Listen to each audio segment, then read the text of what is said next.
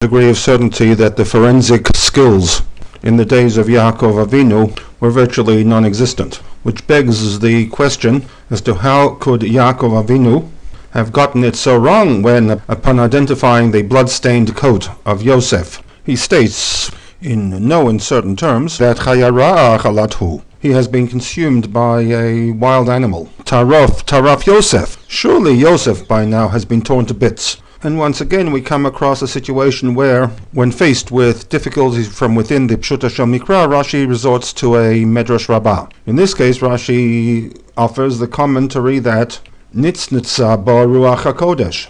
In stating that Chaya Ra'a Achalathu, the Ruach HaKodesh flickered within him. In having him make a statement that could apply to the present and also to the future. It would take a further 22 years before Yaakov would realize that the Chaya Ra'ah had a human form. And he was at the time prophesying about the wife of Potiphar, who provoked him to sin, and when unsuccessful, had him thrown into the Egyptian prison.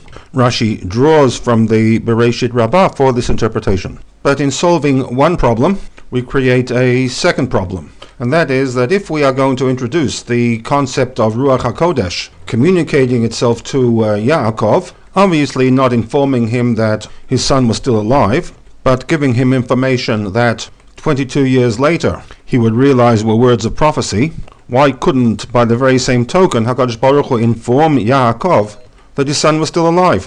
V'lama lo gila lo HaKadosh Baruch Hu, asks Rashi. Why didn't HaKadosh Baruch Hu reveal to Yaakov the whereabouts of his son Yosef?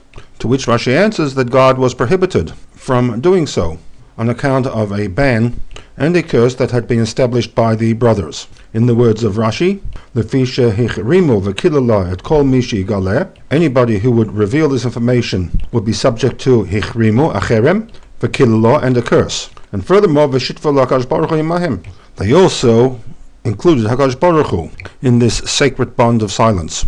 Not satisfied with the information that he has already provided, Rashi now turns to Yitzchak, making the assertion that Yitzchak was aware that Yosef was still alive, but did not inform his son Yaakov. If HaKadosh Baruch Hu eino rotzeh legalot lo, if HaKadosh Baruch Hu does not wish to reveal this information to Yaakov, heich agala, how could I possibly go ahead and make this information public?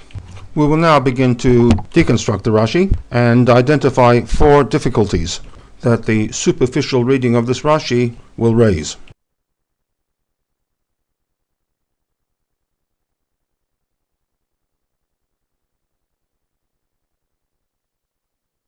Before moving into the 4 difficulties with this Rashi, some words of clarification.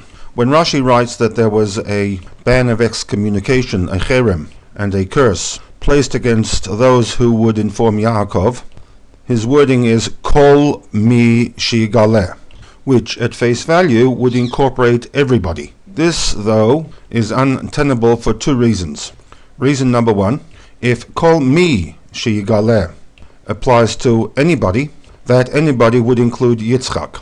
And if Yitzchak is included in this ban of excommunication, there would be no point in Rashi, at the conclusion of this commentary, attempting to justify why Yitzchak, who was aware of Yosef's whereabouts, did not reveal that information to his son. No justification was necessary for Yitzchak because he was automatically included in this ban of excommunication.